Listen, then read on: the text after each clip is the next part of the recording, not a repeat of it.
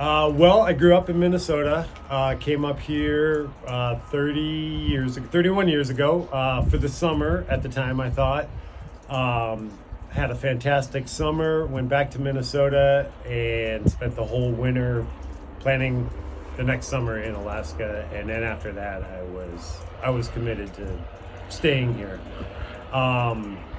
So I've lived throughout the state. I've had lots of adventures from Fairbanks and Denali to Cooper Landing, all places I've lived.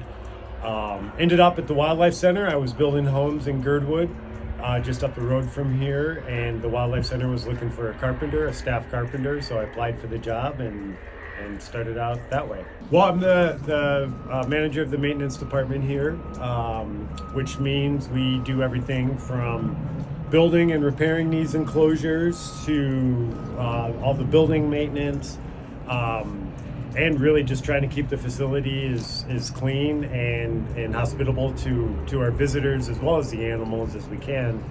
The weather can be a challenge. The number of visitors we get in the summertime can be a challenge, and sometimes the temperament of the animals can be the biggest challenge.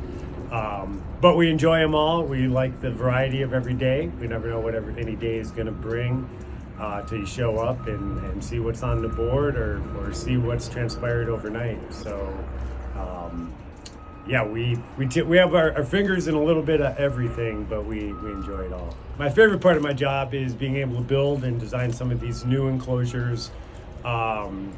They always bring new challenges. They also bring lessons from the past into action, where we are always refining things, making things better for the animals, for our staff, and for our visitors. And all of it just being able to contribute to conservation. Certainly some of these orphans, or all of these orphans that we bring in, we're really giving them a second chance. And I appreciate that, the empathy that goes into these animals and the effort from all the staff here. Everybody definitely puts a lot of heart into what they do. So we're just happy to be able to contribute and to assist in all of that. We did a huge renovation and expansion of our bear enclosure several years ago. That was a huge undertaking and absolutely impacted the lives of our bears, and it was fun to watch them explore, and really enjoy the things that we created for them. Again, trying to do our best by them, and then watching them change it into what they wanted or what they preferred, and how it's evolved over the years since. And then definitely our bison reintroduction program that we were a partner in was really monumental. For me personally, just to be part of such a large scale reintroduction of just such a statuesque animal, for lack of a better word. I really appreciated being able to be part of that. Awesome, we got some MuskOx in the background here showing off. They're doing a little headbutting. Nice. Did you hear that big knock? I did. Portage has become one of my favorite places in the world, not just because I work here, but working here has introduced me to literally the nooks in this valley.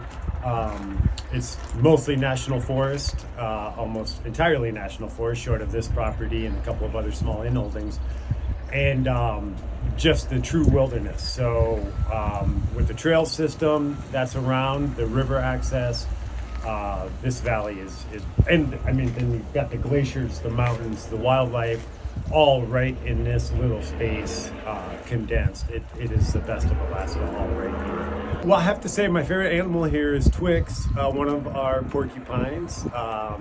He has always been very charismatic, and I have to admit he's always responded to my voice. His enclosure is near our water treatment plant.